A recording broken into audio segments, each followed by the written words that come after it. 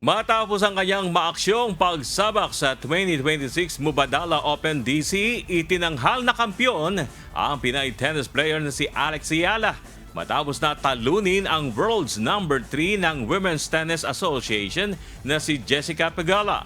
Pinataob ng pambato ng Pilipinas ang 11 single title ng Amerika sa score na 4-6, 6-4 at 6-0. Sa unang dalawang set, makapigil hininga ang laban ni Ayala at Pegula hanggang sa dominahin ni Ayala ang 6 straight wins sa third set.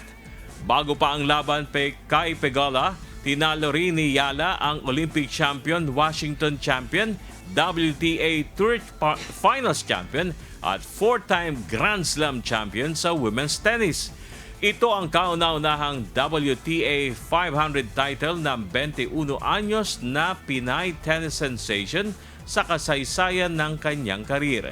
Dahil sa kanyang panalo, umangat sa number 20 ang WTA World Rankings ni Alex Ayala mula sa nakaraang number 28.